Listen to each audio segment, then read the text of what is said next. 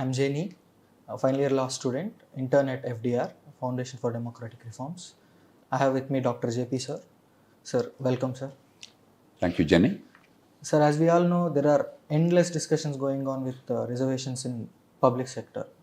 So with that being a problem, recently Karnataka government have announced, they have passed a bill saying that the reservations should be in the private sectors also. For the local people, Yes, sir. local quota. Yes. So how do you see? What's your view in that? Is it necessary? It's an utterly retrogressive view, Jenny. It is unconstitutional, uneconomical, unnecessary. All three. Why is it unconstitutional? Article 19 gives anybody the right of residence, practice of a profession, trade, or business. So if you're an employer, the state cannot restrict your right to employ people. If you're a potential employee anywhere in the country, you cannot be denied the opportunity to be employed because of residency requirement or language or region or religion or anything. So first of all, it's unconstitutional. The state has no right. Second, forget the constitutionality of it. It's uneconomical. See, in the global market today, an investor is taking a lot of risk. An investor is all his savings, personal money, and pledging his properties, borrowing money. He is now taking enormous amount of risk. Now, there's no guarantee that just because you invested money in a business, you will succeed. In the olden days, the license permit Raj, typically you bribed somebody in politics or in bureaucracy. You got a monopoly, a license as they call it, license permit quota Raj. Once you had a monopoly, your life is made. Even a petrol bunk. In the earlier days, almost every petrol bunk went only to MPs and their families. 90% went to politically well-connected people. So once you have a petrol bunk, profit is guaranteed. Similarly, steel control, something else, all kinds of control, Raj. Whereas today, you have to compete. Compete within the country, compete across the globe. Even if you do an honest job, even if the sector is right, sometimes you may not be able to survive with market forces. If on top of that, the government tells you whom to employ, Yes. why will anybody invest? Makes sense. I will employ people who I believe will give me the best value addition, whose productivity in the given time, how much they produce is the best, how much quality they bring is the best. Then I have a chance of surviving in the market. So by these impositions, you are actually guaranteeing that no investment will come and therefore there will be no job creation.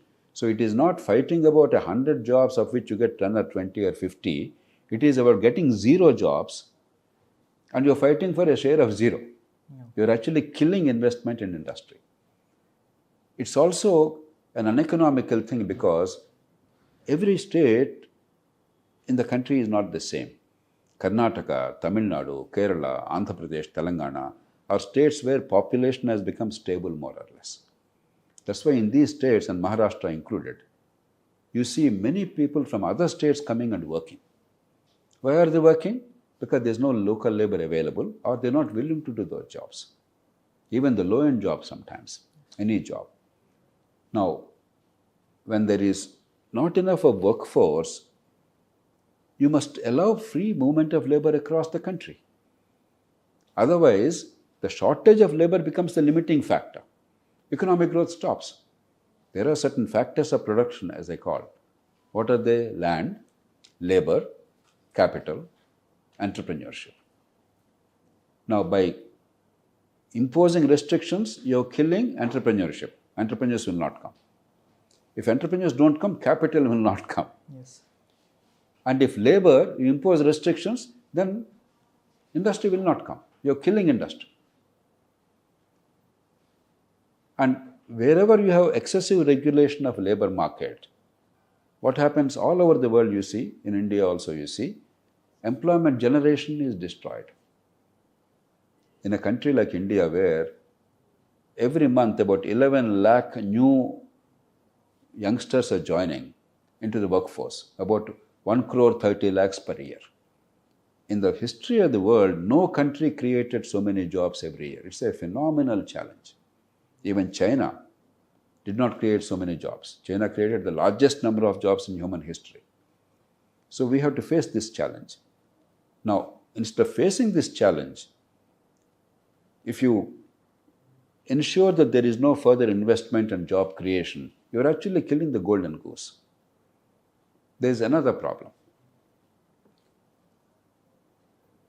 All over the world, you take a country like America, a large federal country. There also the regional disparities, other things are there. You know what every city and every state does? They invite workers from other states. Because if more workers come and work here and earn income, my economy is stimulated. They are generating demand. They are paying taxes to me, to my state. And they are in the working age where they are contributing to welfare. They are not taking away from welfare. This is smart politics everywhere in the world. Only in India we think by denying workers entry from other states, we are going to benefit. Actually, we are going to lose big time. But many states it's a popular thing across parties. Because after all, when people are poor, people want employment, people want incomes, it's easy to hoodwink them. It's easy to deceive them. On grounds of no region, language, or something else, you say, my state is only for my people, you appear to be a hero. But ultimately, you end up getting nothing there. Andhra Pradesh tried it. What employment have they created? Jagan Mohan Reddy's government. Instead of actually promoting employment generation, they killed employment. Similarly, Haryana, BJP government did the same thing. Across party lines, Madhya Pradesh did something similar. Across party lines, it's very tempting without doing things necessary to create employment or to generate more investment and job creation. All these gimmicks, a pretense that you're doing something for the people is nothing but very cheap vote bank politics, which will actually hurt the state and the people in the state. And the third thing is, it's unnecessary. If the local talent is available, if locally enough workforce is available, then in 90% cases, industry employs local people. That's the easiest thing to do. You see Hyderabad, for instance. Everywhere you see workers coming from Bihar and elsewhere. Why? Because there are no local people available. So when anyway it's happening, local people are employed if only you give an opportunity, if only you allow them to work. Things are happening already. So it's not even adding anything. So it's just a gimmick, as I said. It's just to deceive for electoral gains.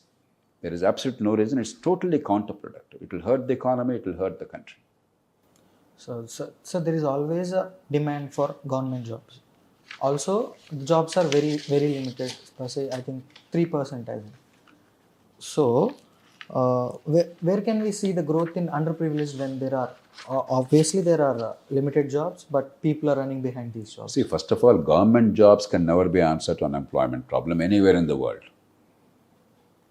Because government is paying more than the market, demanding less than the market, you don't have work in government.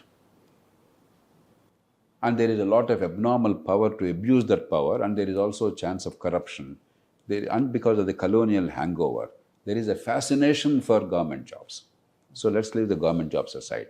You cannot employ more than 3 people out of 100 in government. Probably the number is going to be even less as the employment actually grows in the country. Government is not for employment. Government is to provide services to the people, the collective services to the people at the lowest cost possible with the greatest efficiency. Employment comes from the market, competition, production in the market. That means more investment, more production, greater productivity, more job creation, and therefore more employment. There is no other substitute. Now, India is creating employment.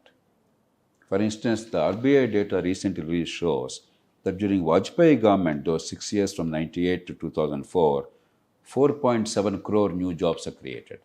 But they are all not high wage earning jobs. Most of them probably are unorganized sector jobs. Because that's where we are, because 85% of India's jobs are in the unorganized sector right now. So we have to now increasingly formalize. During Manmohan Singh era, for 10 years, we created something like 3 crore jobs. During the last 9-10 years, we created 17 crore jobs. Most of them low-end jobs, unorganized sector. But some of them are high-end. Because today we have 29.88 crore people who are included in the EPF, Employers Provident Fund. That means at least they are semi-formal and formal. So formalization is increasing.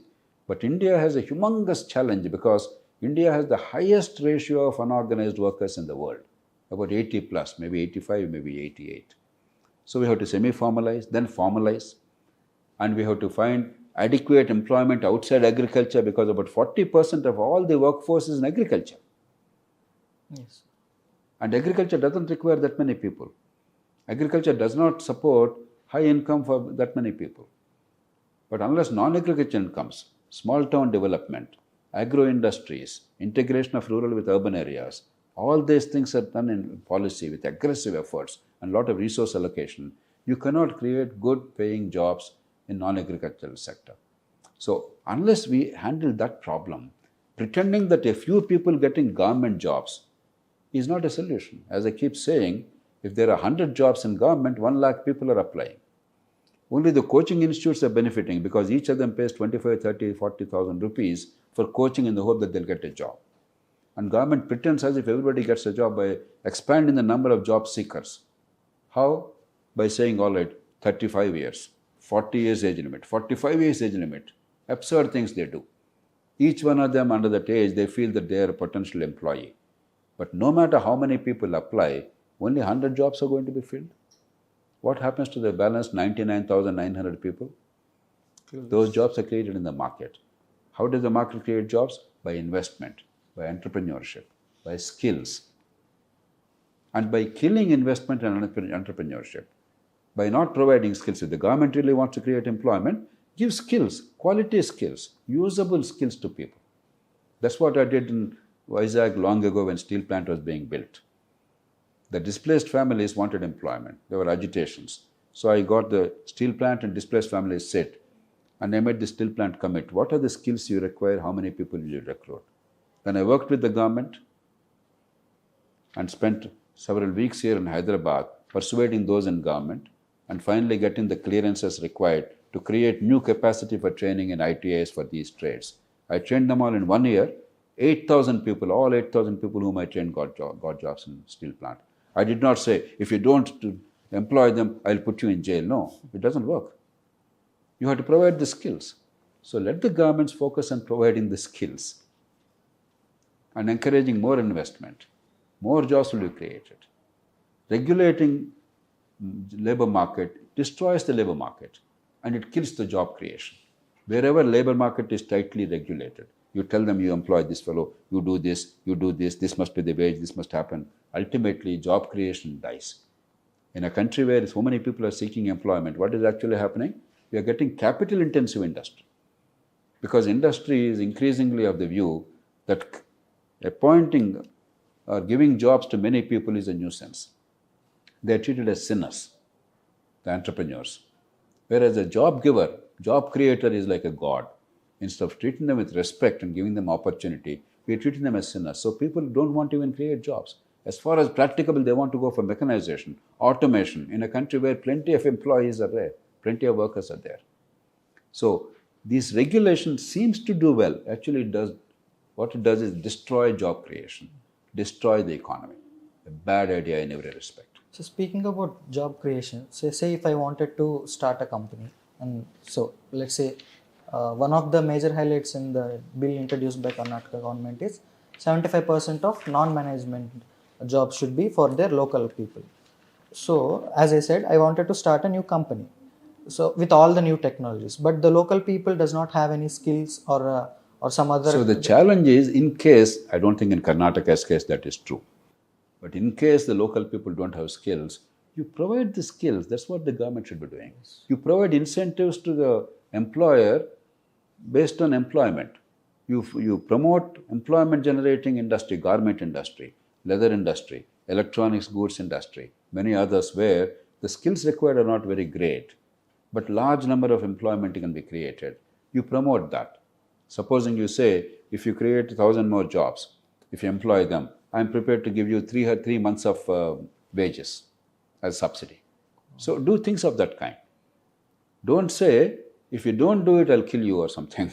It doesn't work.